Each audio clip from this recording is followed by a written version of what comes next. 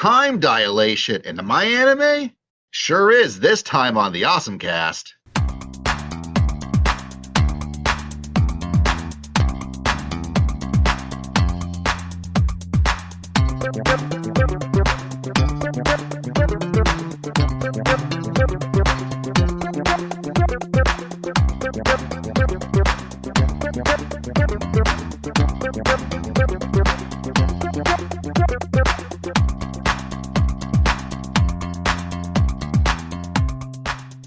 Hello and welcome to the OSMcast, your podcast for everything awesome. I'm Basil.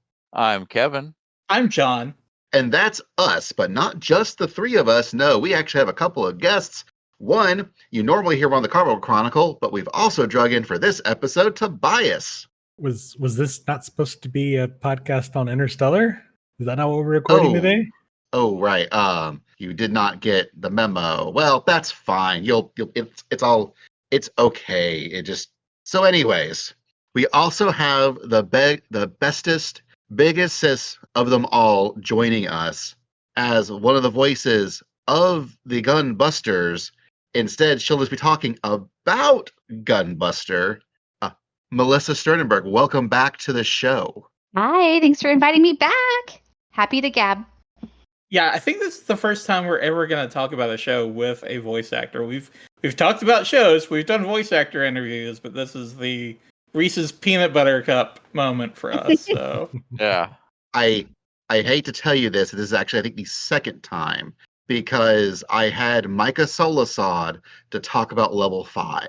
okay, fine. It's the first time I've done it.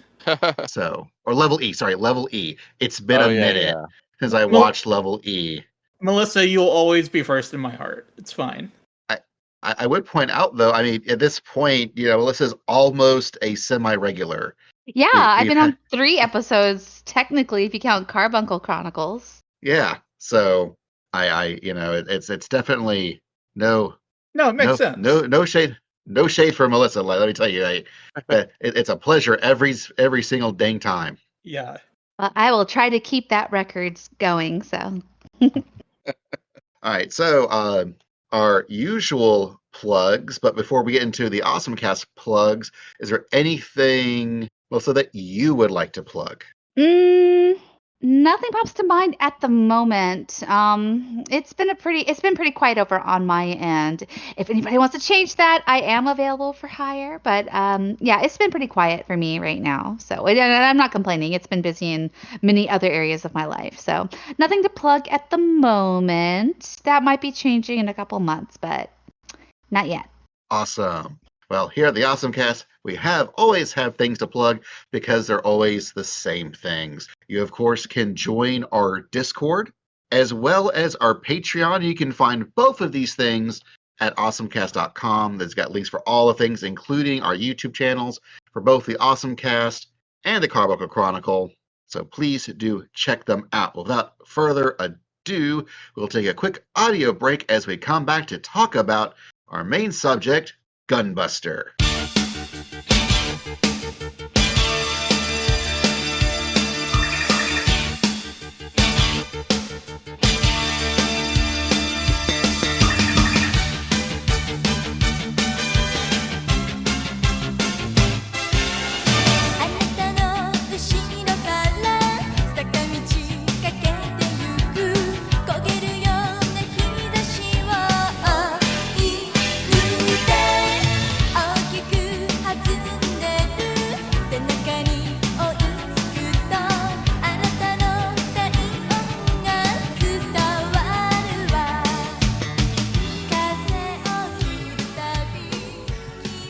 All right, so Gunbuster. It's an anime, and if it ain't foundational, it's at least seminal. But I think it's both of those things. It was an old OVAs. I forget what the term people use for these things now for direct-to-video stuff, but it was one of the first anime by Studio Gainax, and just goddamn, is it a show? Wasn't it Hideaki Anno's directorial debut? Yes. Yeah. So, I feel like it's historical in that sense. I mean, the guy who did Evangelion, this is where he got his start directing. Yeah. Yeah, he just rolled out the gate with this. Yeah. Look, I know a bit about Gunbuster. What? Just a little bit? Fan. I'm a bit of a fan. You can see And his so I'm gonna- signature all over the anime. Yeah, for Yeah. sure. This is definitely you see parts of Ano all over this thing. His fingerprints are very distinct. Yes, and so I want to ask just as an initial thing, and we'll go in order of introductions because for me, my introduction was through Kevin. So Kevin, how did you get into Gunbuster? Well, I've been thinking about this and basically trying to remember it all day, but I'm pretty sure I know for certain what I actually saw on VHS. This is VHS days. I saw the middle 2 episodes first, and I'm pretty sure I borrowed them from my middle school Japanese teacher. That sounds about right. I'm pretty sure it was actually the real VHS and not like a fan sub. I'm not 100% positive. It was a way back. And it was a real long time, though, before I saw any of the other episodes. It took a while because back in the day, it was hard to track down anime sometimes. Yeah, I definitely watched it through you. So by that point, which was, we were well into high school Yeah. by then, you had found the tapes. Oh, yeah, I know. It's Because something I actually put some effort in trying to get the rest of. It just took a little while. So again, that's how Kevin found it, and through Kevin's how I found it, because that's how I found pretty much all my early anime was that Yeah. Kevin happened to have cool parents and they lived near a comic book store that would order things. Right. So he had just this wall of VHS tapes. I mean, I guess technically I still do, but I don't have a VHS player, so that's kind of funny. Well, now can be a nice art installation. Yes. But yeah, so I've seen the original version with the vaguely Evangelist ripoff Chariots of Fire music and the half second of pubic hair. So, John, how did you get into the Buster of Guns? The way that you would expect, through my fandom of Evangelion, sending me careening towards all things Ano. I think it was like the early 2000s. Bandai Visual put out like a subtitled only release that was really expensive. Now, I did not buy that. What I did was, kids, you're never going to believe this is a real thing that happened. But Netflix didn't used to be a streaming service. They used to send you DVDs through the mail. And so I rented Gunbuster that way via DVD through the mail. That's how I saw Kaleido Star. I can vouch for this. They did send DVDs once upon a time. Yes. And so that's how I watched it the first time. But the way I watched it the best time was when Discotech, released it with a dub. It's true, and man, I didn't even really think about the fact that Kevin and I probably did. I mean, Kevin for sure, but I'm also not pretty sure that he showed me Gunbuster potentially to be like, so there's this new show that I'm going to get on tape. It's called Neon Genesis Evangelion. So we should watch this one first to get us ready for it. Oh, that's cute. And when the final Ava Rebuild movie came out, that paid off. Uh-huh. It's so Tobias, how did you begin your Gunbuster journey? So I hope I don't really undersell it, but Gunbuster's kind of the reason I'm here tonight. Not just because this is what we're talking about, but Did your parents make love to Gunbuster, and that's how you were born? I was brought to Earth not with a stork, but with a Gunbuster, with a giant robot. No, Gunbuster was sort of the thing that sort of got me interested in anime production beyond just watching these cartoons. Like John, like I had developed a love of Evangelion, and I had the forethought to, of course, look up the name Hideaki Anno. But I guess the dots didn't really come together in my mind to put together that people make these cartoons, and it's more than just the director making the cartoons. So back when Gurren Lagann was a thing and airing, I remember reading, in the rush of online fandom that was developing for Gurren Lagann, the notion that, oh, this is made by the people that did Evangelion. And that got me interested in that show. And around the same time, I think people have been talking about Gunbuster as a classic mecha anime, completely separate from that discussion. So I found a fan sub of it, downloaded it, watched it, and in the credits I saw the logo for Gainax, and I put the dots together that the people that made one of my favorite anime not only were making stuff now that was airing, but also had made this old classic thing. So that's where I started to really look into studios and Gainax in particular and what Anno and company had done. I had got a copy of the Notinki memoirs, sort of Takeda's sort of, I guess, biographical history of the early Gainax stuff.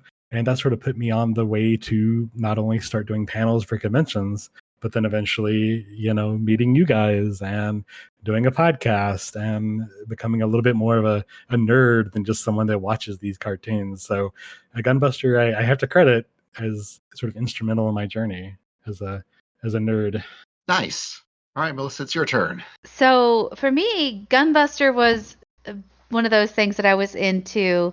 Well, I can't say Gunbuster was something I was into. So back when I was first into anime, probably around the same time a lot of us were into anime, kind of in the early mid 90s, where anime was hard to get a hold of and that you just get your hands on whatever you could, right? It didn't matter what it was. It didn't matter if it was like in the middle of the series, if it was something that just totally wasn't in your wheelhouse of genre that you would be interested in. If it looked like anime, then you would rent it or buy it or whatever. You would just anything at that point, right?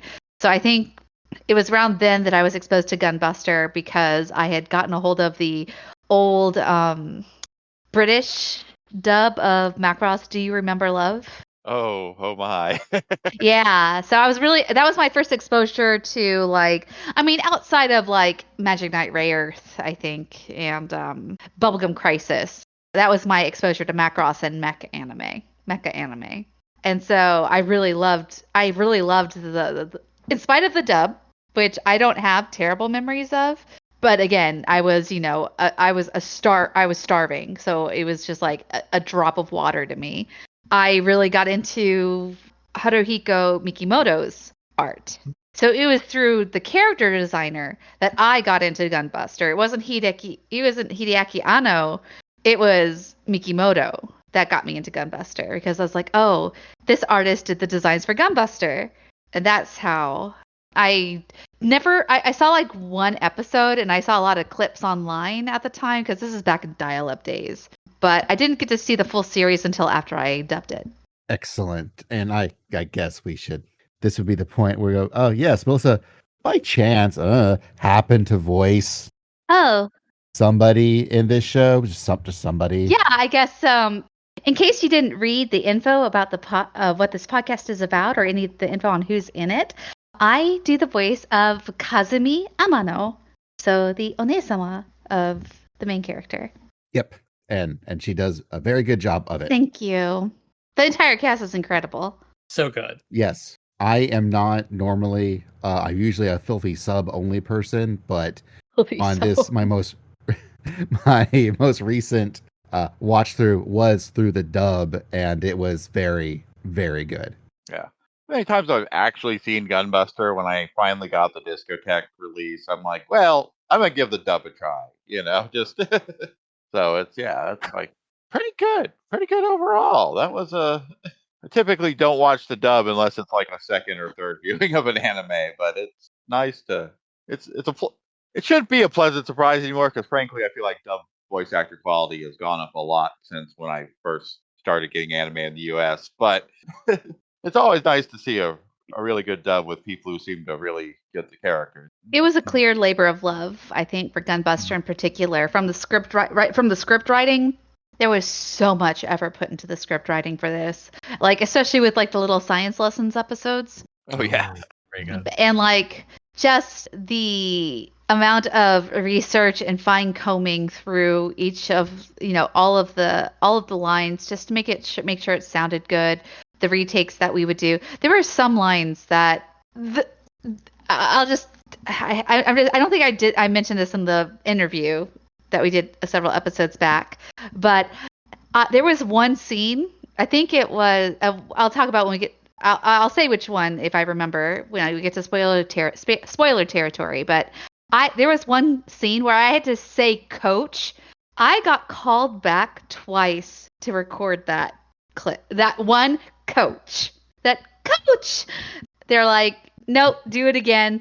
We did like 20 takes of it. Oh my god, no. And like it was, and there were just like certain retakes that they wanted it just right for the mood. And it wasn't just the director. It was like there's a lot of talk about how localizers and the license holders for certain anime really don't give a hoot about the English dub. That was not the case for Gunbuster. They were jealously involved with the Gunbuster dub. From what I could tell as a voice actor on my end. Well, it turned out real good. Yeah. I think it shows. Yeah, you can definitely hear that, especially in the science episodes, the things that are supposed to be little fun omake things. Like you can really, I could really hear just the fun you guys are having with that, especially with Coach doing a lot of yelling as one of the Noriko's mistakes. There was just a lot of. Oh my gosh, they were so fun. And I want to say this was it the first dub Discotheque had really done for a release? I believe so. Yeah. I remember this being a big deal when they announced it in 21, 22? It was in... as far as vintage titles go, maybe. Blu-ray was 2023, because that's when we did all the interviews. Yeah. Yeah, the initial announcement, because they announced it far in advance of the release. I remember it being a big deal that they were getting commissioning a new dub from Sound Cadence. So I'm really glad to see that glad to hear that it worked out well, for the release we got. We talked about this in the interview, but Discotheque mentioned in one of their Twitch streams that the disc for Gunbuster outsold the anniversary Cowboy Bebop set when it released, because they released around the same time. But I think it just shows like the demand, not just for Gunbuster, but also for just dubs to classic shows that either never got it or maybe need a new one. Not saying anything bad about anybody, but some old dubs are rough. Yeah, I do remember when the Discotheque Blu-ray came out. It seemed like admittedly, it's somewhat curated, but my Twitter feed seemed to be full of people who were either rewatching it or discovering it for the first time. Well, didn't it sell out at one point? I'm sure it did. I know it did. I remember it did. And the Berserk release seems to be on like the same kind of trajectory.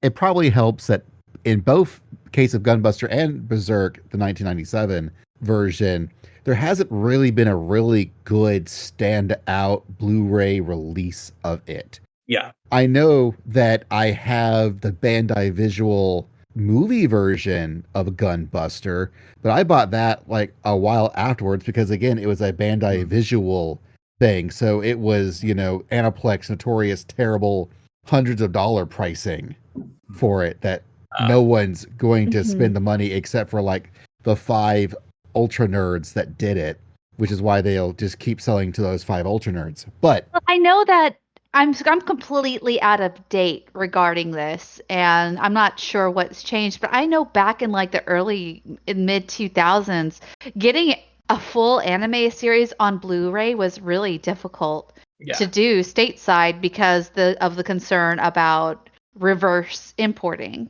Yeah, that's still a concern today to some degree. I remember a few shows that were like that. They had issues with that and trying to negotiate because price. Physical media in Japan is very expensive. Yes, it is. You're looking at my $600 worth of Digimon DVDs. And listen, say what you will about Crunchyroll / Funimation, they at least got it to you at a reasonable price. They sure used to. I mean, they still kind of do, just not as much, because they're not really releasing anything. I mean, the fact that we don't have an Odd Taxi Blu-ray is just absurd. But no, that's another thing. Well, I would also argue that the Crunchyroll that John is, and information that John is espousing and I'm carousing about, are at this point feels like 2 different companies. Yeah. That is probably Crunchy, accurate. Yeah. Crunchyroll is dead. Long live Crunchyroll. Yeah, pretty much. Another factor in sort of this release is just the whole discotheque effect. You know, the dub, of course, is amazing and great. I'm glad we got it. I'm glad that we have a affordable release for Gunbuster, but I think there's some sort of discotheque magic when it comes to advertising to our specific audience. They've been compared a lot to Criterion, and the way Criterion has these well-known, like almost perfect releases that are just sort of like works of art in and of themselves, aside from the original work. And I think Gunbuster is one of those things that has been talked about by the older school fandom for so long, and combined with the polish that Discotheque is known to put on their release, and it's very apparent here, I think that just causes huge demand for this and their other releases as well. Well, I feel that there are plenty of people at Discotheque that make things happen. I don't want to short thrift anybody, but your power trio of Mike Toole, Justin Savakis, and Bradley Hartel is formidable. Especially Mike Toole for starting the whole concept of doing Discotheque panels and doing Discotheque streams, like very much on the nerd advertising side. I think he really kicked something off. Justin is he calls it, his company is Media OCD, because he refuses to make a bad disc. And him and his team do the Lord's work. And I mean that at this point, it almost feels like in a religious sense. Like they go such above and beyond, and Bradley does excellent work too, and they all do. And just the amount of care that they put into everything, but especially the stuff that they know deserves just nothing but the best. And Gunbuster is definitely one of those properties. What I think of when I think of like the kind of quality and passion that goes into this and the success that they've managed to have because of it, I think a example from recent pop culture that a lot of people will possibly relate to is Baldur's Gate 3, where Larian really approached it with like, we're releasing a complete game here. We're not going to sell you on microtransactions. We're not going to sell you on DLC. This is the game. Here it is. Enjoy it. And then we're gonna work on it. We're gonna patch it. We're gonna listen to the community, and you get your money's worth. And you're not constantly being upsold things, and it's been rewarded just because it's been something that people have worked really hard on, been really passionate about, and delivered a really good product. And Discotheque does very much the same thing. Absolutely. And I will mention, before we start getting further into Gunbuster itself, speaking of bang for your buck and just paramount quality, the OSMcast, your podcast for everything awesome.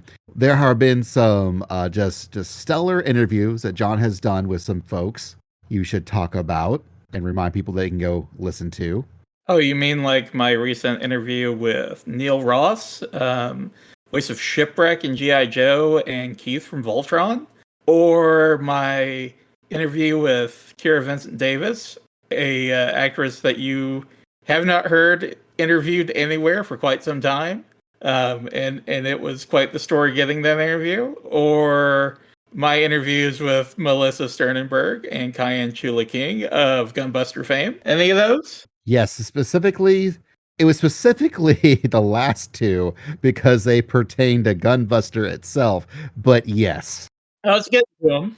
But I gotta sell people on the other content too. And if you don't think we don't like Gynax stuff, let me tell you, there is an entire bevy of Evangelion podcasts that we did a couple of years back, between John wrangling interviews with almost every main person in the voice cast, as well as doing individual podcasts for most every different iteration of Ava, except for like the manga. I mean, we can do that. I've got the manga. I can give it a reread. And I mean, at this point, that could happen. But also, I'm now debating on, I've got my Nadia Secret of Blue Water Blu-rays over there. Why Why are we stopping here? We could just cover all of Gynax at some point in our lives. Have you done Kare Kano yet? No, that's No, another one not we out could of the do. question. Might as well. Yeah. Man, Discotech, get on that. Did we ever do an Otaku no Video episode? I can't. That was my next one. That was actually my first Gynax. That was my first exposure to Gynax. Like, if we did that one, it definitely had to have been way back when, because I don't remember it. But I would have to look that up. If it was definitely pre us recording remotely. It would be in the old where we're sitting in front of the microphone era. Right. So that even if we did one, we're probably due, much like Re Cutie Honey, we're due for an awesome recast about it. Yeah. It sounds like we got episodes 4 and 5 with Melissa planned already. Otaku no Video would be the perfect show for Discotech to release with a new dub. Very, very short, doesn't have a dub. It doesn't have a dub. You know, now that Justin owns Animego, that might be a possibility. Yeah, let's do it. Oh my gosh, there are so many Animego titles that are highly deserving of a dub. Yeah. And a lot of their bread and butter was just straight to video stuff, so it's not like it's whole TV series either. Yeah. Like movies and short OAV series. Animego. They released like almost all of my favorite titles back in the 90s. They were very prolific. They were. I'm really glad that Robert Woodhead is going to get a good chance to kick back and enjoy hopefully retired life. And Justin Savakis is the perfect person to take on that legacy. That was one of the first times when they announced recently that Media OCD was buying out Animego, I'm like, oh, that's good. That's a good buyout. That's someone purchased a media company and we're happy about it for once. Yeah. I don't know how this. I didn't know this was a feeling I could have. But speaking about feelings, Gunbuster. It's got a whole lot of them. It does. So in case you haven't figured it out yet, yes, we have mentioned that this was one of the first productions of Studio Gynax. It was directed by Hideaki Anno. It was written by Hideaki Anno, Toshio Okada, and Hiroyuki Yamaga, who are essentially those are the three founding like Gynax guys. That's the Gynax guys. They would be for quite a while. I say that it was kind of funny because they originally, they did the movie Royal Space Force Wings of Oniamis beforehand, produced by Bandai, and it did okay, but not really all that great. So Bandai's like, look, if you want to do more stuff with us, it needs to sell. So the next thing you do has to sell like 10,000 units. So at this point, the OVA boom was in full blast for a few years before Gunbuster to come out. So they kind of had this idea, but it floated around with a few of the creatives here. And in fact, Anno wasn't the original director. They wanted to get Shinji Higuchi to direct Gunbuster. And of course, Higuchi is still working with Anno on things like Shin Ultraman and the other Shin series. So Higuchi, who's not as well known as some of the other Gynax guys, is still kind of there from the beginning. So Anno was, while he was around working on it, he was kind of a last minute role. After reading the script, I want to say that Yamaga and Okada had done, he's like, yes, I want to do this.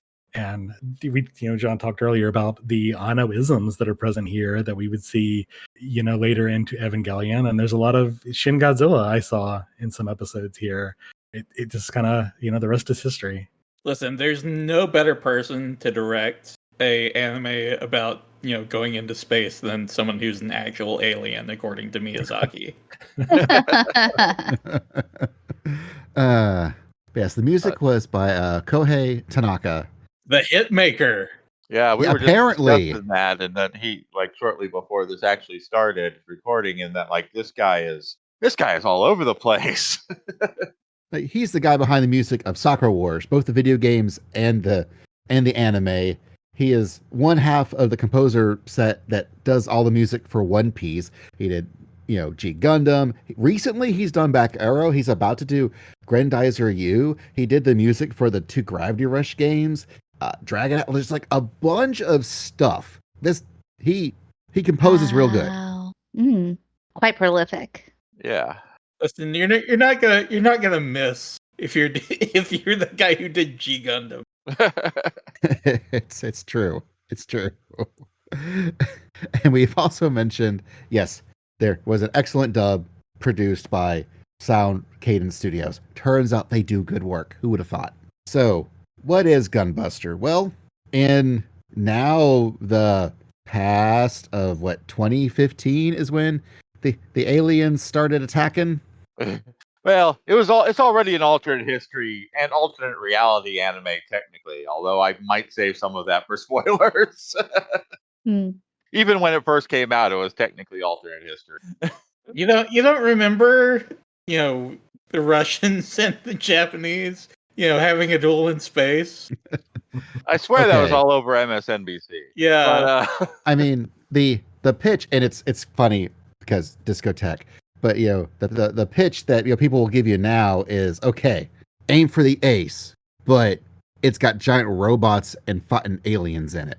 And that is not the worst way to describe it, as long as you were into aim for the ace, which I am now, and the parallels are for sure there, and Discotex is now releasing them both, so you should go check out Aim for the Ace. If you haven't, it's an excellent classic 70s tennis anime that's real good stuff.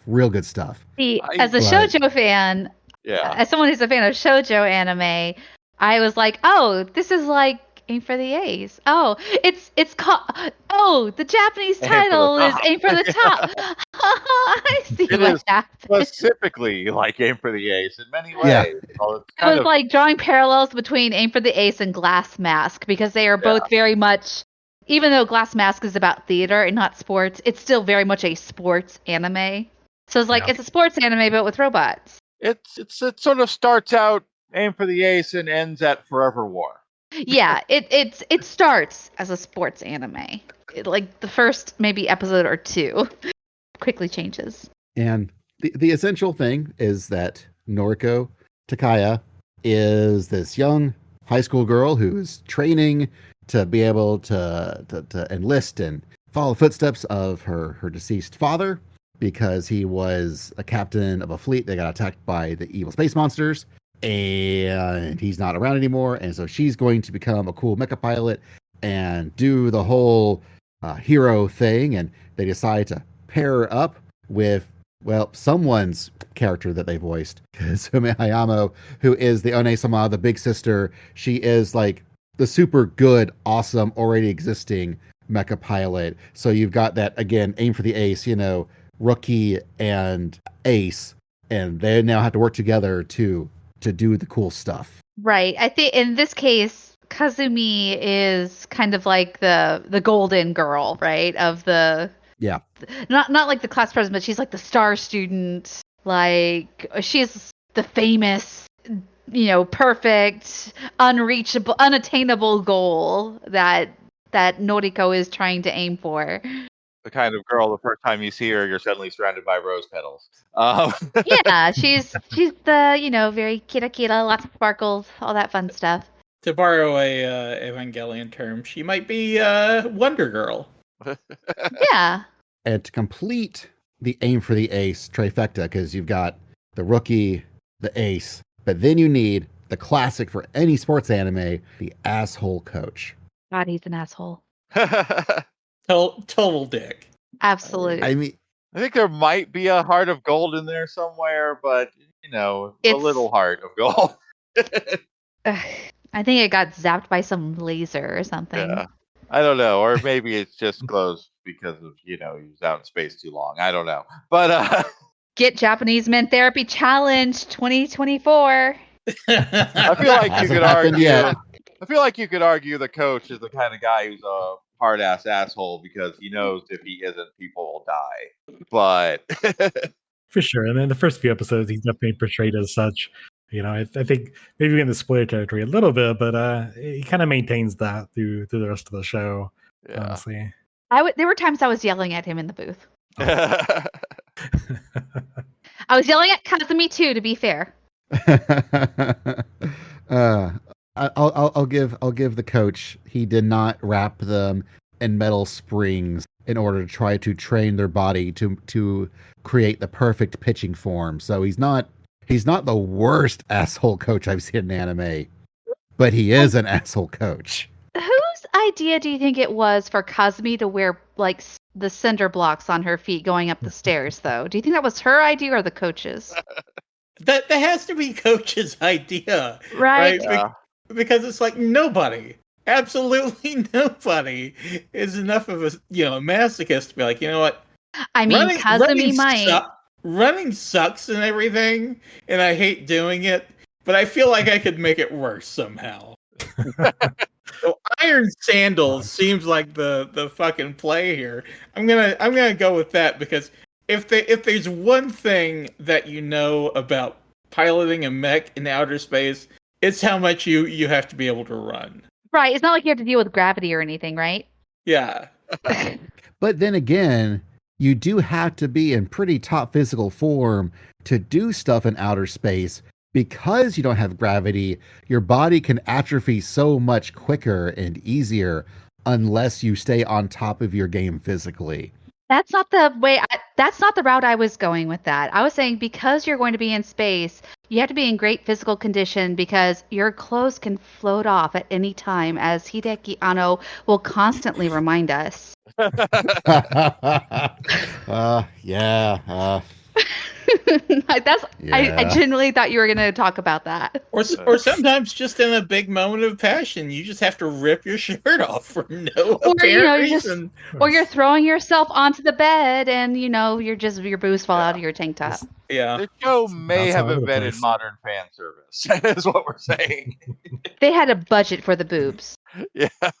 And if they didn't, they went into debt for the boobs. You think doing the last episode in black and white, but you think that was the budget. They did tell them, you need to sell X number of copies here. Wings of Aniamas didn't cut it. You guys got to sell this thing. Okay, we'll put in some boobs. They knew their audience for sure. Yeah. I think going back and hearing some of the stories from Okada, there's definitely some perverted stories that go around. So they knew exactly what they were doing.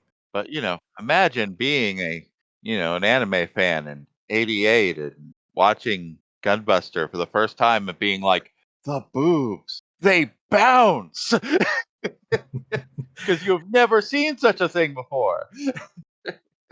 Can you imagine just if Misato and Coach swapped? Oh my god! I want to see this now. I really want, because I need a fanfic of this. Yeah, Misato's not gonna know what to do because she's dealing with mostly women. Like I don't know why almost all of them, almost all the pilots are women except for Smith, and we'll talk about him later. Well, it's a girls' school. At least at the beginning, it's a girls' school where it's like okay, so Misato can't really reach into her bag of tricks to motivate them. Yeah. No, she probably could. I mean, you've seen how Noriko looks at the other girls. Well, I was gonna say, Jung, our bisexual Russian friend, would probably be into it. But man, the Coach Shinji experience, man, Coach is not gonna get anything out of poor Shinji. How do you think Coach and Gendo would get on? Oh my god! Like, Coach would get shot because, Gendo. Number one, Gendo's never been afraid to take someone out. Number two, only he gets to abuse Shinji. Yeah, and also just he's not gonna have any use for that. Somebody's here to fucking criticize me, and you're not doing anything for me that I can betray you later for. Right. Whatever, fine.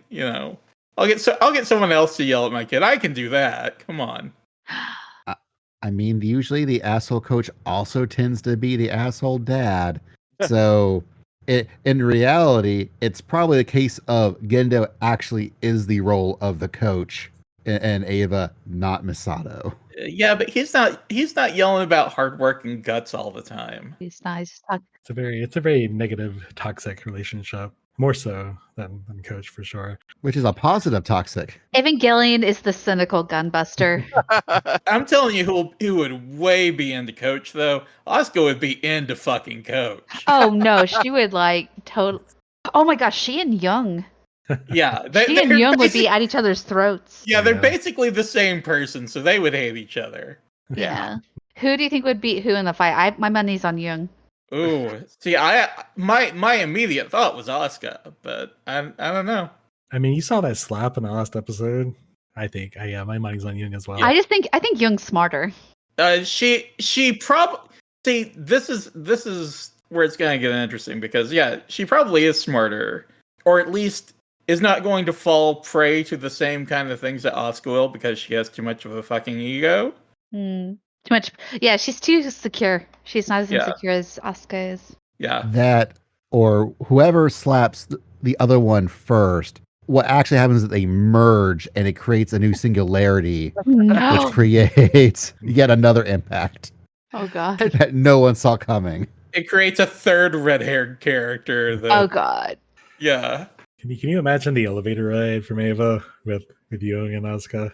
It would just be them trading slaps for 4 minutes. But to go back to what you were saying earlier about Glass Mask, you talk about the coach character. I can't help but think of Tsukikage from that. Yes. And man, like I kind of think she's more toxic than Kochi is. She's crazy, man. Yeah, she's crazy. I can definitely see the archetype that we were talking about here with Tsukikage as well. Oh yeah. Well, whereas Glass Mask is technically a quote acting anime, it's following all the sports tropes. The sports tropes to the letter. It's good stuff. Well, if you think about it, each of the coach figures that we're talking about, like with Gendo and Coach and Tsukikage, they're all having this kid carry their baggage, basically. Yeah, they are. Looks at camera. Well, one of those isn't an Ano show, but still, it's like, man, it makes you wonder. Generational I know trauma? Ano has dad issues, so. Well, it's kind of like Gainax did generational trauma before Disney did. Another reason why Gainax is bigger than Disney. I think the lesson that they're trying to impart is different in each one. Tsukikage is all about this is the perfect acting form. You have to be the Glass Mask at the expense of yourself. Gendo is just he's not even there to teach Shinji. He's there to get what he wants and use the kid until he's spent. And in the very least, with Gunbuster, it's not so much the form that's the important thing. It is, you need to realize he tries to tell Noriko in the first episode that it's not that Amano is perfect. No, she's just that way because she puts in the hard work. And you can be the perfect Rose Princess too if you put in the work. The determination. Hard work and guts. Yeah. Hard work and guts. He is making a bit of a projection there in terms of what Noriko can do because she's literally just started piloting. It's like, okay, we don't really know how hard she's gonna work. We don't know how good she can be. We're just kind of like, did you see something in her? Could you imagine Gunbuster being remade for 2020 sensibilities in Noriko being like, Coach, you're being ableist. For real, no cap. Oh man, I make Gunbuster today. I gotta tell you, with all the localization versus translation stuff and people going off on Unicorn Overlord for having a little bit of flourish to the translation there, I am 100% here for the unofficial dub of Gunbuster where they start going for real, no cap. Yeah, no, absolutely. I need someone to call the coach a groomer. Oh God. Yeah. I mean, this is something that's in spoiler territory, but God damn, Ano, you've got some tricks here that make me a little uncomfortable. Well, I mean, I said I see Ano's fingerprints all over everything. The moment I saw, I was like, oh, that's right. This is Hideaki Ano. Hideaki Ano, right? Yeah. He's tricksy sometimes. And I'm speaking as someone who, for real, I do love my age gap romances. For real. I mean, I love Glass Mask. For real. So, for real. I will not kink shame, but still, there's things that happen that the way the coach treats her, I'm like, how are we supposed to be rooting for this? At all. That is, you know what, Kevin, this is for you, buddy. This is a Nina Purpleton level of like romance that just doesn't work because it's not built up properly. So I was listening to I believe there were some commentaries that were cut out of the DVD out of the Blu-ray release that they put up on YouTube, and so I was listening to those because I'm like, yeah, I want to hear some background about Gunbuster. There were novels. Yeah, apparently. And apparently in the novels, Amano and Coach knew each other during the space attack. Like he knew her dad when he got killed or something. So like they have history. But I'm just like, we don't see any of the history in the OVA. I'm like, man, I would love to know about their history. So maybe I could actually like enjoy this like romance a bit. Yeah, the most we get in terms of romance from the two of them is really that duet that they do at the start of the third episode. Yeah. And I'll also point out that this is a 6-episode show. Yeah. There are only 6 episodes, about 25 to 27 minutes in length for each one. And that's it. That's all you get. And for what they did give us, it is all incredibly dense. Mm-hmm. Oh, for sure. I guess for me, it was kind of like, why was this included when you had so much other stuff? I feel like so much of Gunbuster is like you say, a lot of it falls apart under intense scrutiny. The plot does, and the romance does. I feel like they were going for vibes, to use another Zoomerism. They're really going for vibes here. But they knew it was 6 episodes. They wanted to do Aim for the Ace. They wanted to do Top Gun. They wanted to do, mecha sci-fi space opera stuff. They wanted to do all this stuff together and mush them together into one thing, which does work. But a lot of the plot just isn't there. And they're just like, okay, well, the space aliens are attacking and hardworking guts gets you in the robot and you just defeat. Fill in the blanks, you could argue that the tone changes a lot from episode to episode, sometimes mid-episode. Probably because they didn't know whether they'd have the budget for another episode. That's likely the case. Oh, yeah. I know that was the case for 5 and 6, for sure. They were like, oh, we're back. Thanks for joining us. Yeah, because 4 definitely does have like an ending feel to it.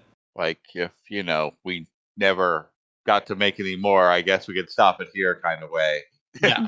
So I think the romance is kind of tied into that. It feels like a thing they felt they had to do because it just feels, like a natural Top Gun-ism, maybe. Yeah. It didn't make sense because they only had 6 episodes. But if you include it for the vibes, I guess, that's right there. No, that makes sense. And one of the things I think they did a really good job, it lends credence to the whole doing it for the vibes thing, is the overall aesthetic, the visuals of this show. Yeah. They just so much care and attention. And that ship, okay, they go into space. I think we've mentioned this, but the starships that they go on all lived so well. They feel so lived in.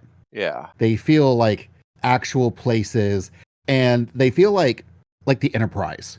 Like they feel like they actually you see parts of this ship that you don't normally see parts of in most sci-fi stuff, but it's all stuff that, oh no, they live here. Yeah. I remember it was just a short moment where clearly they were in a room that was painted to look like a beach. Yeah. There was nothing actually beach in there. It was all just painted blue, with blue sky and fake clouds and a yellow floor to represent sand. Yeah, there's probably like just some sun lamps in there, I'm assuming, because they're look like they're sunbathing in it. I'm assuming they're like UV lamps or something, but it's Is this the same room, Beza, where they have the huge windows where the robots just happen to be passing by while they're sunbathing topless? That room, Basil? No, it's actually an entirely different room. It's an entirely different room, actually. The nude sunbathing voyeur room. Got it. Yeah. I mean, I appreciate the desire to have a nice view of space for your bathhouse room, but that's it exactly sounds like a good idea, right? That's exactly the sort of shenanigans that would result is what did result. But to go back to your point, Basil, like it's important to remember that Gainax and even the people before them, they started not as anime fans, but they were sci-fi fans. Yeah. And so much of this early stuff, Oniamis and Gunbuster, while they seem tropey now. Yeah, you can really see that. You can really see the old school sci-fi fan aesthetic coming through. So even stuff like the names of the ships being, I don't know, Greekish maybe. Basil, back me up on that. The Excellium, the Eltrium, Latin maybe. I don't know. They're certainly not Japanese names to be sure. This early stuff, it certainly feels inspired by. You mentioned Star Trek earlier, stuff like that, and some of the early sci-fi novels. Yeah, it was. I also really like the sense of scale that this anime pulls off. They really make you realize, oh no, this ship big. This ship real big. Yeah. They have a whole science lesson about it. But still, yeah, it does manage to feel, and even like big ship from one episode is suddenly a tiny ship in another episode. It's true. That's also, especially with the age gap thing. Now you throw in the concept of time dilation. Gosh. In there too, and this people like to joke how they tried to attach hard sci-fi stuff into Ava as sort of like grafting it onto, whereas I feel with Gunbuster, no, this actually is got some super hardcore, like for real science fiction concepts like baked into it, like as the foundation. Yeah, the fact that they have multiple episodes of science explainers, Yeah. Although I should say, just for, science works differently in the Gunbuster universe. So yes. Some of those science lessons are not applicable to real life. No, because they talk about how, like, basically this Tannhauser guy revolutionized physics. And it's like, oh, all these things that we believe we know about physics are not actually true. Yeah, the ether is a thing. Luminous ether is a thing in Gunbuster. The long discredited. But it's also internally consistent with itself. Yes, it is. It's not just we're going to say ether and it works.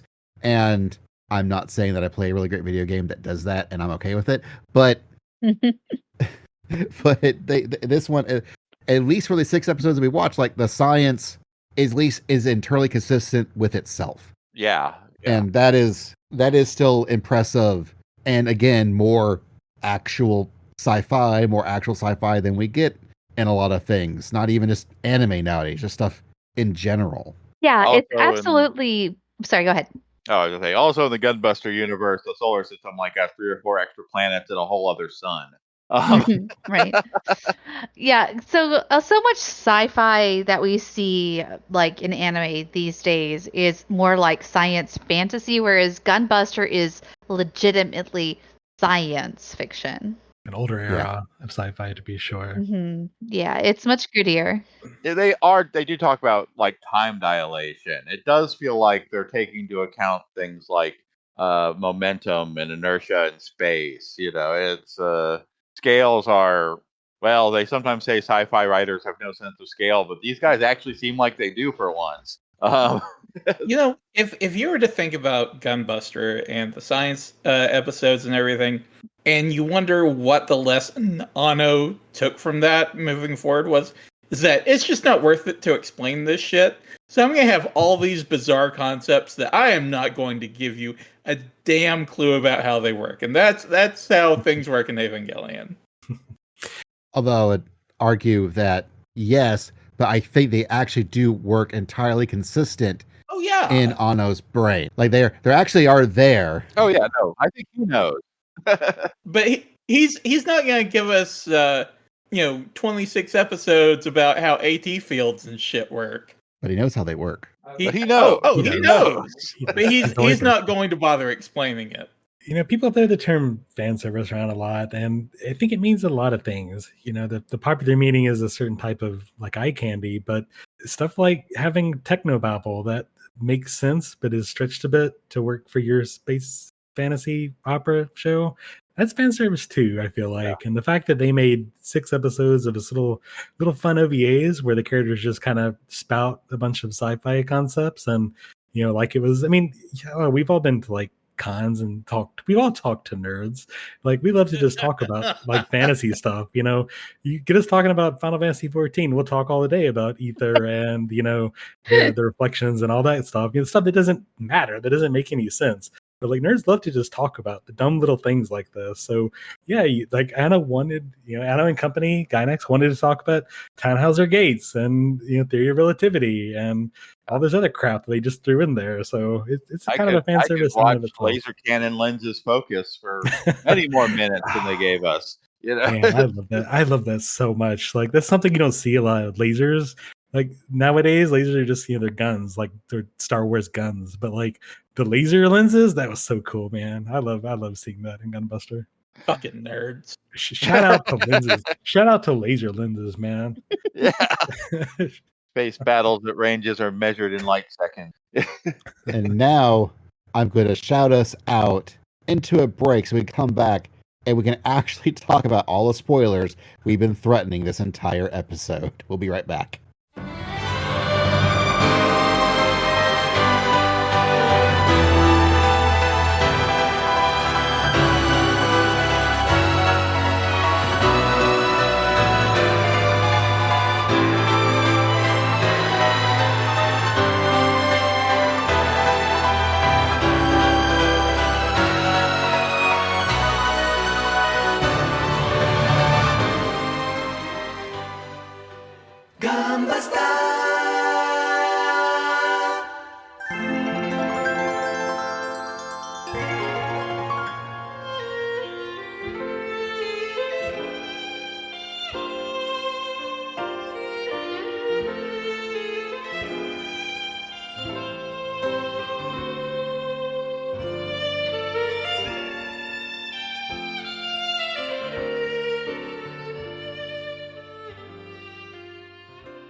All right, folks, we are back. And just, again, letting you know, we are now spoiling this 6-episode show.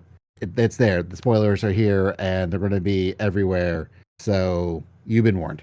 You don't want to be spoiled on the 87 anime Gunbuster. One of the things I really liked was really getting the actual sense of scale is the episode where Noriko and Torrin Smith were in battle, and you never actually see Noriko never sees anything actually happen because everybody else is too far away from her. Mm-hmm. Yeah. They just casually load up everyone with nuclear bombs and just like, go get them, boys. You're talking about the sci-fi influences. I think like stuff like that really makes me think of the sort of submarine stuff as well. I think you even hear like at some point you hear like the submarine radar or sonar ping in the background a lot. What a god awful way to lose somebody. You don't even see it happen. Like there's just such a lack of closure because he's gone and there's nothing left. I weirdly, because with like Smith Torrin there in episode 3, in the Japanese version, I always thought he was kind of a dick and just like he just kind of seemed like he's he's like negging Noriko all the time, basically. Mm-hmm. But somehow in the English dub, he seems way more likable in the English dub, and I felt more for him in the English dub. I felt that was true for a lot of the for several of the, especially male characters. Absolutely. I really liked what they did with the sound cadence stuff here. They gave him a sort of, I don't know, drawl maybe? Yeah, they gave him a Texan accent. Yeah. I never would have guessed based on the original. I feel like there was a reason they gave him a Texan accent. There was a reason. I don't remember. So Smith was named after a Canadian, though. The Canadian translator, Torrin Smith. So why did they give him a Texan accent? I kind of wish they'd like given him a Canadian accent. A Canadian Texan accent, Somewhere a note was written Canadian accent, but as it got passed down, just somehow that got reduced to accent in the note. And I think there was a comment on the YouTube clip somewhere or on the Twitter thread. I have to find it. How the y'all, eh? I mean, I don't know. The one and only time Noriko shows interest in a man. Yeah, I guess it's just kind of like with him having the Western name, this American name. I guess that kind of makes sense in a way. But more American than Texas. You hear like the Kansai dialect. Did he have a Kansai dialect in Japanese? I I haven't watched the Japanese. See, I might not be able to tell, honestly. I need to check. But I know they usually try to find a way to make that stand out in a lot of dubs. So maybe that's what's going on here. Maybe it's just kind of a call out because it's the Torrin Smith inspired character. Maybe. Or maybe he's just American. He's just American. That's just Maybe how he's we just talk, a good y'all. old country boy, from a small town. Yeah. Also, it's heavily implied that in the Gunbuster universe that like Japan rules the earth and they're still an empire. I don't know what to do with that information, but that exists. There's also still a Soviet Union. So There's still a Soviet Union, and it may or may not be in the same continuity as Nadia, which implies Atlantean super technology. At least is some of the basis of some of the wilder tech in the show. Did I mention this to you guys in the dub at the interview? So episode 6, right? Yeah. So the episode, what is it? 10, however many years later, Coach is dead. Kazumi's a widow. Yeah. Short hair, very cute. But anyways, when she's going up to the base to go meet Noriko again for the first, to reunite with Noriko, there's that dude that is basically Mr. Nihilist, right? Like, I don't see the point, maybe this just means that it's time for humans to go extinct. That guy? Yeah. That's voiced by Spike Spencer, who Sure did Shinji. Sure is. That was on purpose. That's funny, actually. Wow. That's hilarious. That was like a nice little, let's have our our Gynex Nihilist in both dubs. Yeah. When you say on purpose, whose purpose was that? Did Spike show up wanting to do it, or was that a Sound Cadence choice? I think it was a Sound Cadence decision. Nice. I don't remember. I just remember Marissa telling me it was on purpose. It's so good. Like, it's so good that he's in there just for a little bit. For a little Easter egg. It's a little dub Easter egg for all you Gynex lovers. It was for me and like 3 other people, but damn it, I appreciated it. That's the kind of love that's in the dub. Yes. So this is a question that has been brewing for months and months and months as I've wanted to do this episode. What do you guys think they came back to after 12,000 years? I mean, I technically know the answer. Yeah, I would say because Gunbuster exists. Oh, that's right. There's Diebuster. They both end at the exact same time from opposite POV. Yeah, which was very emotional. I watched the clip. I'm like, the music is playing. I'm gonna cry. Now, before Diebuster existed, that was more of an interesting question. Yeah. Let's just say for a moment Diebuster doesn't exist. Like, what would you imagine? Future Boy Conan. Bubblegum Crisis.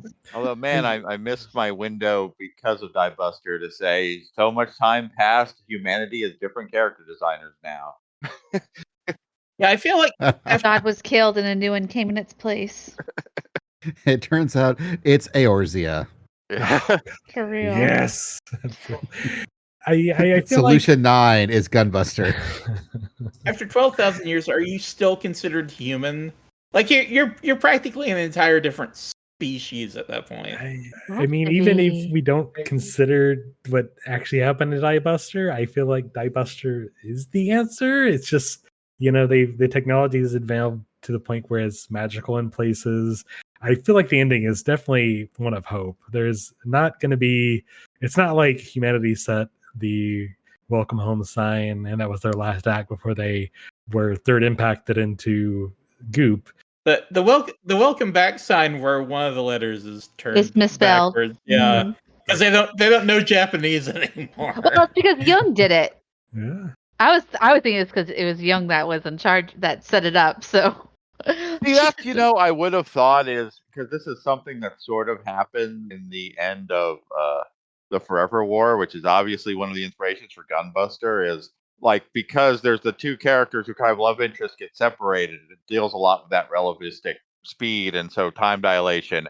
She was deliberately going back and forth in a faster than light ship, basically skipping ahead, decades at a time to see if he had come back.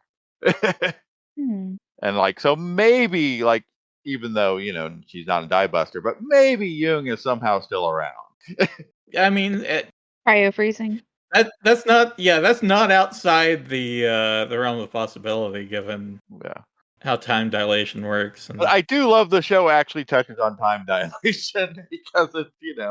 But if she does exist, she's exactly the same. She's still like 17. Yeah. Well, it's like because of the first trip out into space, when Noriko comes back, her best friend is now like a mom. No, like, maybe a month or two has passed for Noriko, and her friend is, had a kid. I mean, shoot. By that point, and then by the end of it, the kid is the same age as Noriko. Yeah, but potentially older. And also, even Noriko and Kazumi get a little bit age separated because of time dilation. Yeah. And then, of course, they get way separated at the end when they end up 12,000 years in the future. Yeah, I felt I didn't know what to feel, honestly, at the end of Gunbuster. I did not know how Gunbuster ended when I went in to record the series. And so and episode 6, for the most part, was like, I was basically watching the whole episode while recording because I'm in it pretty much the whole time. And so, like, getting to the end of that, I had no idea what was coming. And I don't know, that episode ended, I felt so empty. Like, because I was just like, there is nothing down there. There's nothing down there. My feeling was like, there's nothing down there.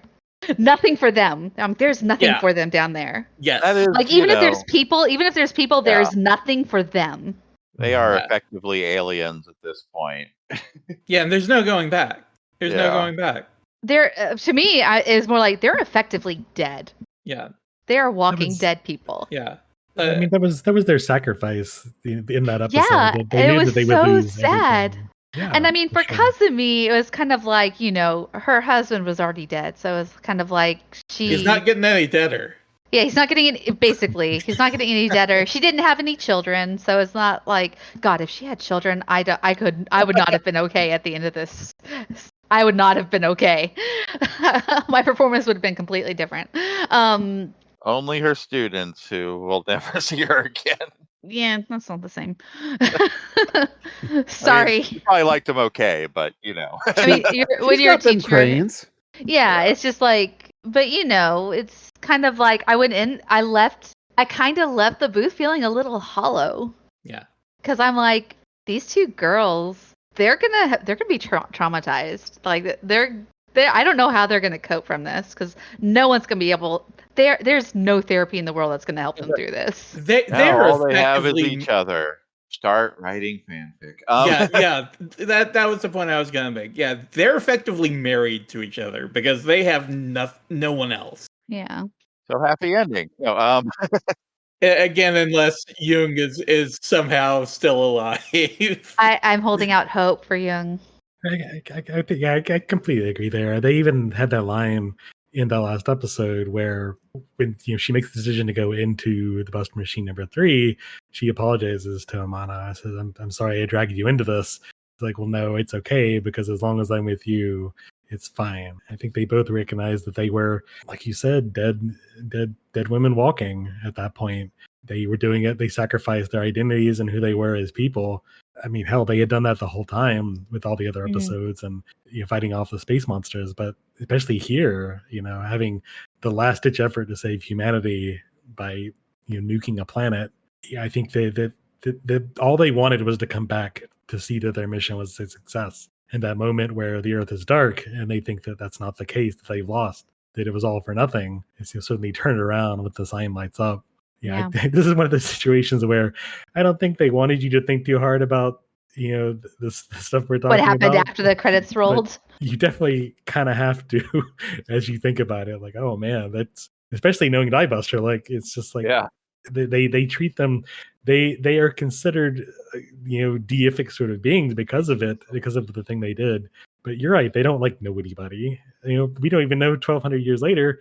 They might even speak Japanese, speak the same language. I mean, it'd be completely different, human people. They really don't know. But I think not knowing, making a sacrifice in that episode is. Yeah, it's so tragic. I don't want to spend too much time dwelling on this, but can we, for 2 seconds, just talk about how weird it is that they did like a legally distinct version of the Hallelujah chorus while they're showing the giant battle.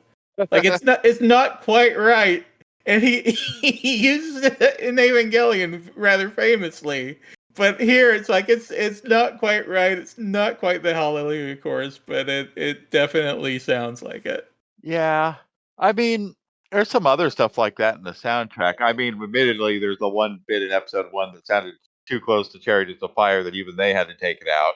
But there's some little riffs in the theme music that occasionally sound like little bits of Star Wars, or there was something else I heard. Now I'm not remembering. I just watched this today again. But there's the occasional little riff of music that sounds like some other piece of music. But also, we've been talking about episode 6, and we have not mentioned the fact that it's in black and white. A highly expensive choice, I'm given to understand. An expensive choice? Yes. Yes, it was actually more expensive to do it in black and white than in color.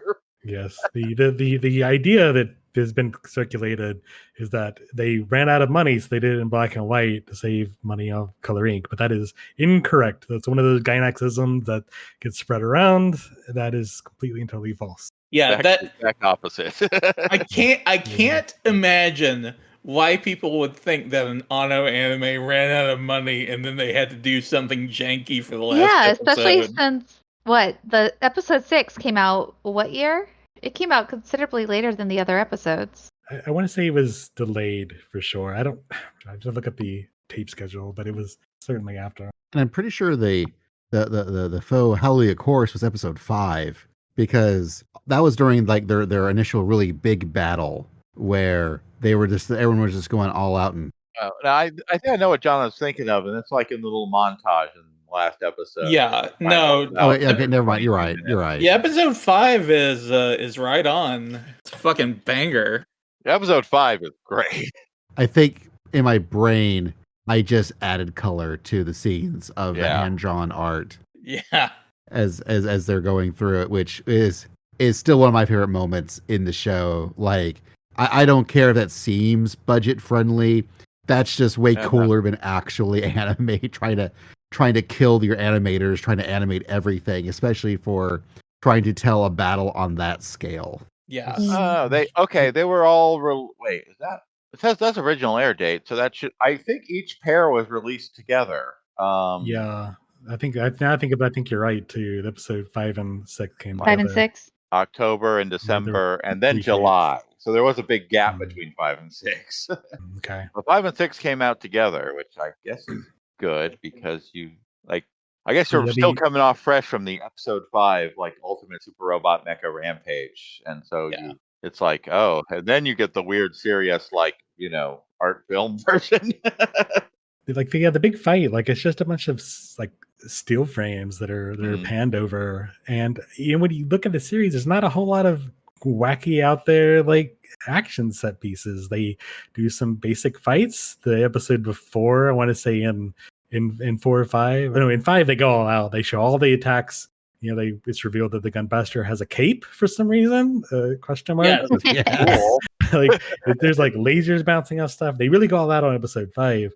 But like beforehand, the action scenes were kind of basic, honestly. We mentioned the Torrin Smith thing, where we don't even see him fight; he just dies in the darkness. So to sort of, it's one of those moments where the big giant cosmic fight in episode 6 we don't even see that much of. It's mostly a montage followed by like a casualty count. Like I think exactly episode 2 with Zumi and Yun fighting is actually a pretty cool fight scene, but a lot of the other battles are kind of minimalistic. Even episode 4, where you first get to see Gunbuster, is somewhat incomplete. Go out. It's cool, but it's also the first time you see Gunbuster because it's not in the opening. Yeah, no, true. Or I guess the preview at the end of episode 3 is the first time you see Gunbuster. But yeah, I did like seeing the montage in the last episode, the action montage, because of the way it was, drawn with the broad pencil sketches. It really reminded me of Gurren Lagann. There's a lot of Gunbuster in Gurren Lagann, but certainly Imaishi's style seems to be almost inspired by this segment. Yeah, I could definitely see a lot of that, and eventually, Trigger being inspired by this like side of Gynax, like Gunbuster specifically. I could totally see that. Just a few years prior to Gurren Lagann, they had worked on Diebuster, which we mentioned, of course, just a few years prior. And even though that was still a lot of Tsurumaki's crew, there's almost like a bridge between the Anno era and the Imaishi era, with Tsurumaki's Furikuri and Diebuster in the early 2000s. Oh, Melissa, before we forget, which scene was the one that you had to yell Coach 78 times for? So when Coach, I think it's episode 3, which is the episode where Kazumi finds the Election, and she finds like the area where her father died, where Coach has to go in and retrieve her. That's episode 2. Yeah, that's 2. Yeah. 2 is so long. It's like a 2-parter. So yeah, so I think it's from there where she's like where Kazumi's watching her watch, like freaking like worried that they're not going to make it back in time. Yeah. And so they make it out, and she's like, oh, Coach. And so like I had to do that so many goddamn times. Wait! You had to say what? Coach. I had to go Coach so many times. I'm sorry. I think you broke up a bit in Discord. Can you do that one more time? You're gonna make me do it again. No, I'm not gonna do it again. I'm not paying you, so no. Don't do that. The word coach is losing all meaning. Yeah, it sounds weird to me now. Coach. It's always struck me as very weird that he is both Koichi, but his name is Koichiro. Koichiro. Like that was the joke. That was the joke. Also, since we're now in spoiler territory, I screamed at the booth in the booth so loud when he slapped Kazumi. Oh, yeah. Like I did this most. I didn't see it coming, and so like I had this visceral gasp in the booth when he slapped her, and they're like, "Can we use that?" But it was actually too realistic that it didn't. No. That I had to do a more subdued one for the anime because my actual gasp was just too much. It was too dramatic. Too good. Too powerful. They're like, we want to use this, and I'm like, I'm sorry. Yeah. I honestly thought our chemistry in the dub was better than the chemistry in the Japanese between the two, between Coach and Kazumi, because he sounds younger in the dub, in my opinion. Yeah. Although I don't know. Well, in a lot of anime, you're either 14 or you're an old man.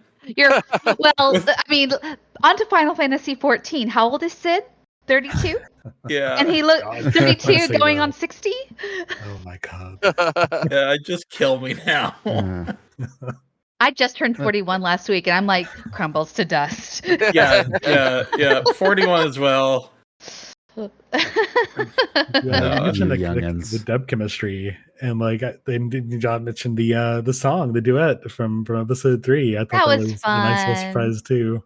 I kind of wish that we dubbed Right On, but that would have been an undertaking. Yeah, for sure. That's I've seen a lot of mecha anime, and I still haven't seen much that comes close to the episode 5. Episode 5 Rampage.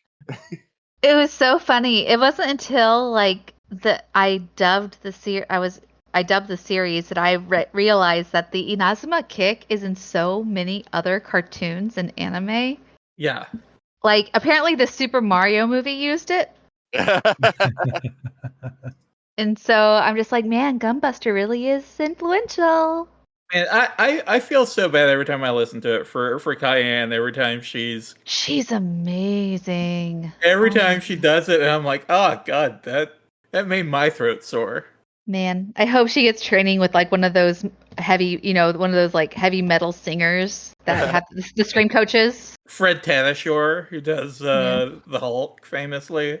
Yeah. I feel like the Inazuma kick, just knowing Hideki Anno, just has to be a writer kick thing. Oh, it is. Like Kamen Rider kick. It has to be what he was pulling from. Oh, 100%. But Gunbuster's just a ridiculous arsenal that just once it gets going, homing lasers and buster missiles and all buster shield and laser deflecting cloak. Yeah. I mean, it is fucking cool though. Like, I can't lie, it is fucking cool. Yeah, the way you can tell it's an Inazuma Kick reference and not just a writer Kick reference is the screen has to do a Dazaki postcard memory like still frame when it goes off lighting. That's how you tell straight up Gunbuster reference. And yeah, completely. I don't think I remember the Mario movie one, but you see that used all the time. It's just one of those things, like a lot of stuff from Dazaki and Obari that gets repeated a lot in the anime fandom. It's almost like a callback. You can tell the animators know what's up when you see something like that show up. So now you're right. They had to include a postcard moment somewhere. Mm-hmm. Yeah. Why not the cool kick? Yeah. Yeah. Yeah, it's like all the animators that do like the Akira motorcycle drag. Yes. Yeah, there's like a 5-minute supercut of that on YouTube. Yeah, it's like, I get it. You saw Akira. We've all seen Akira. But it's still cool every time. Cool. Every time. It's still cool. But just like, I'm really glad episode 5 of Gunbuster exists, just to really scratch the super robot action itch for that sequence. That entire episode was just fire, like on every level. Yeah. Like the interpersonal drama, the robot fights, the space fights, the emotional stakes, all of it. Yeah, it's really one of the few times you see Katsumi crack a little bit. You see that veneer crack a little bit. Yeah. And then the next episode, they blow up the center of the galaxy of Jupiter. Yeah. Jupiter too. Electric Boogaloo. Yeah, the scale for the series is something else. Can we talk a bit about the science lessons and how absolutely ridiculous they were? Like, I know, like we talked about the science a moment ago, but how about like Noriko shifting from each sailor senshi when she was called off the planets and stuff? Yeah, that was so good. I thought that was amazing. Funniest part is, Coach and Kazumi not getting what the bitch she's doing. Right. Oh, and when Coach comes back from the dead. Yeah, just with tentacles. Man, the urge to like make some like really terrible comment in the outtakes was so strong. I was like, oh, I didn't realize it was going to be that kind of anime or something. I'm like, oh no, I can't. I'll get canceled. I don't suppose they dub outtakes on the disc. That would be something. They did. I don't think they included outtakes on the disc. No, at least the best I recall. I think I'd remember since I was just looking at this disc today. I think the era of outtakes on DVDs and Blu-rays has passed. Sad. Also, I think it's also because the Gunbuster Blu-ray was already jam-packed. If they were going to make room for anything, it would have been the commentary. Yeah. Yeah. There's a short that didn't make it into this release that was like about the Sizzler mass production Gunbuster. It's like a little about video. We'll always have the Berserk outtakes. Yeah. But I think we're going to take one more audio break and we'll come back with our final thoughts and awesomes out of awesome.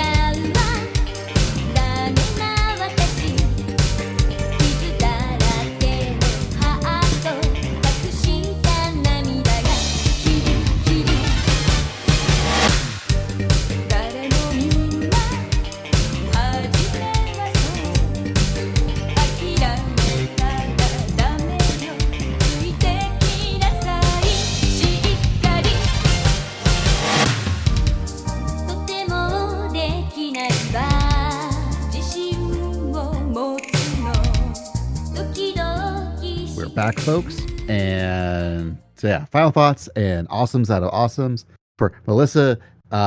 We do use a point system for this. That's an absolute lie. The points do not matter. Like a ranking of the series. Yeah. Yes, but it could be one Jupiter 2 bomb out of awesome, or 40 takes of coach out of awesome. Like I got it. 100 paper cranes. All right. Okay, now ladies, yeah. Am I going first? Go for it. You figured it out, so you've cracked the code. I'm going to give it 16 boob jiggles out of awesome. Because 16 is the age of consent in Japan. Okay then. Yeesh. Multifaceted joke. I'm calling Coach out, okay? It is a little. Someone's got to. And Ano. I'm calling Ano out. Yeah. Someone's got to. For real. I recorded my lines. He can't harass me. We can talk about Ano. I think some of the blame needs, a lot of the blame needs to go to Okada. Okada was way more of a pro. Ano was the alien that wanted. Ano absolutely animated the boob jiggle and was there for it. Don't get me wrong, but Satoshi Okada is like a huge That's true. That's true. And I would not be surprised if his wife keeps him in line now. And I do feel like Ava might almost even be the response with Asuka. It's like, oh, see this cute redhead girl? Yeah, she's hot. We're going to sexualize her. And then we're going to make you feel really bad that you sexualized her. God. Listen, Shinji just messed up making a sandwich, okay? We're going to make all the otaku in the audience uncomfortable. The ranch bottle just squirted open. What are you going to do? Out of awesome. How about 12,000 dilated years of awesome? I guess if we're giving like general closing thoughts, watching it again in my late 30s is certainly a distinct experience than it was in my early 20s. I still feel like I mentioned earlier, that the vibes are there first and foremost of all. You really should go into this, knowing that it's a crazy mashup of a couple of different genres together. You need to recognize that this is sort of one of those titular OVAs where they just gave some nerds a bunch of money to make whatever, and make whatever they certainly did here. I did recognize that maybe this story doesn't hold up quite so much. It's certainly, again, held together by those vibes than it is a overarching sort of plot. If this had been a full TV series, that would be different, but it wasn't. And you get what you get, and you kind of have to go along with it.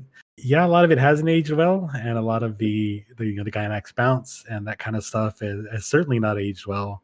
It's just kind of, I guess, it's a relic of its time. And when you look at Gynax being the amateurs that they were, that had the talent and through the hard work and guts to get where they got, they certainly had a lack of discipline, just like Noriko did, and that certainly shows in this. But regardless of that, I think that Gunbuster does stand the test of time. There's so much of what we would see later in Evangelion.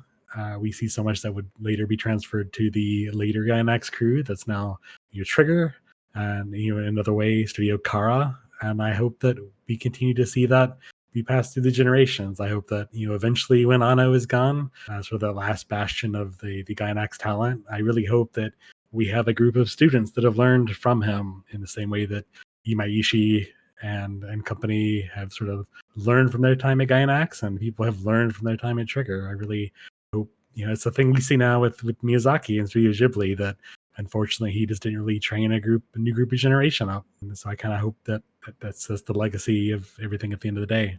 This is still a classic work in the mecha genre. It's only 6 episodes long, so really easy to breeze through. I regularly recommend this to anyone that's interested in anime history, OVA history, and Gynax in particular. Now it's so very easily available to get on Blu-ray thanks to Discotek.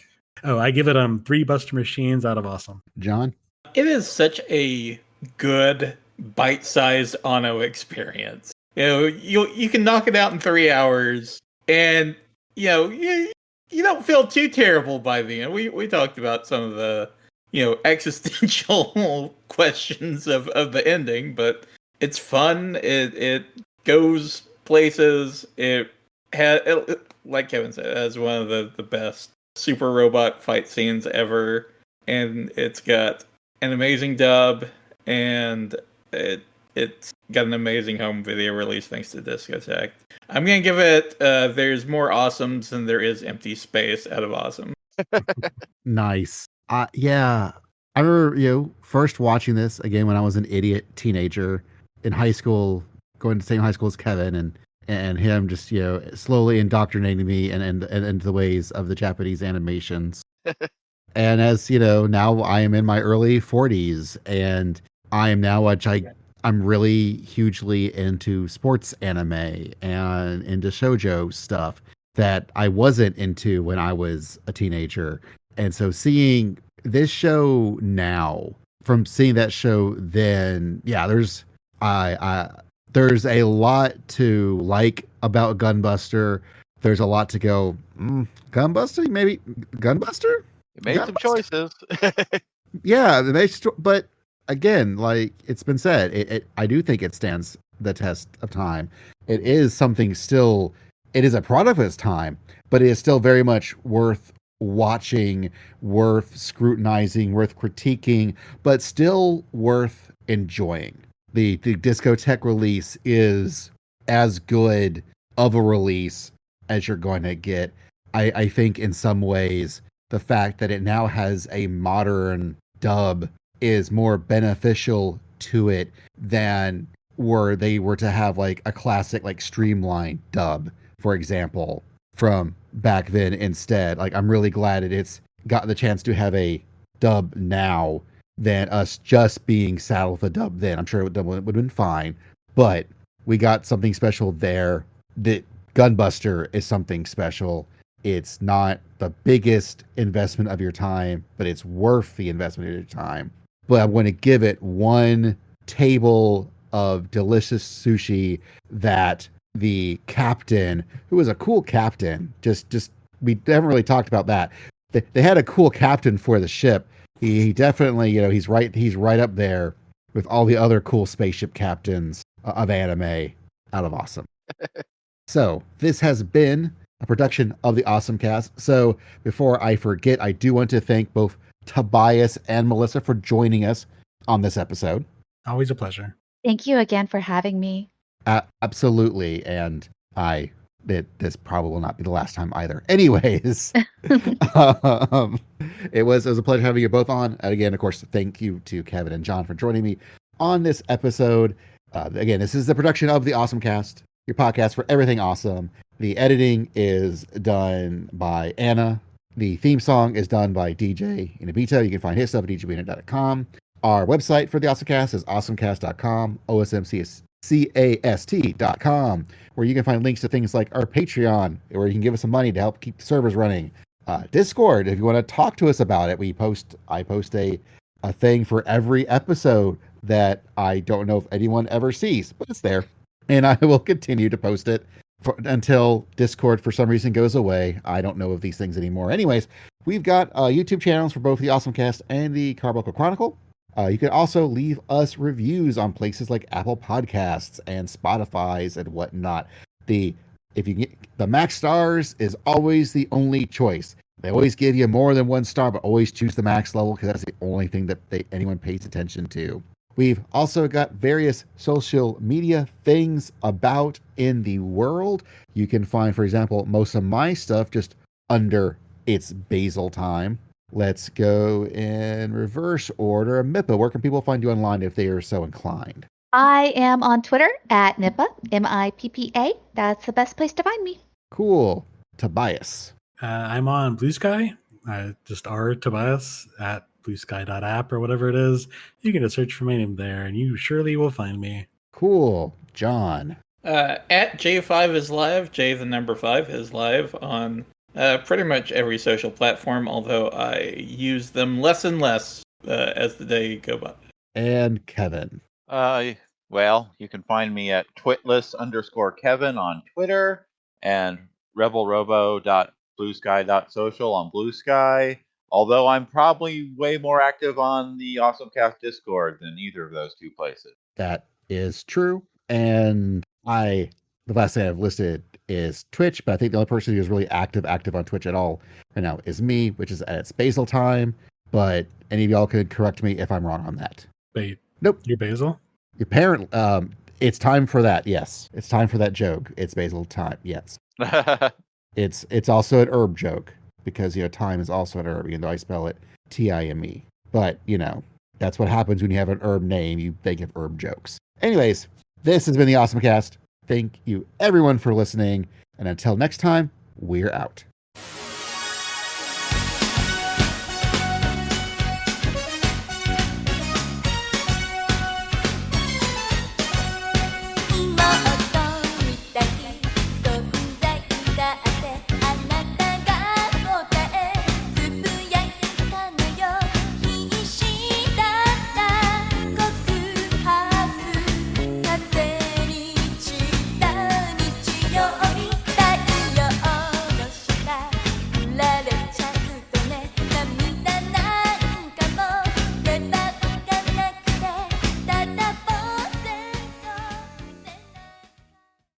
Our main subject, Gunbuster. We ain't afraid of no gun. That's a Dylan joke. Oh my god. That's a good one, though.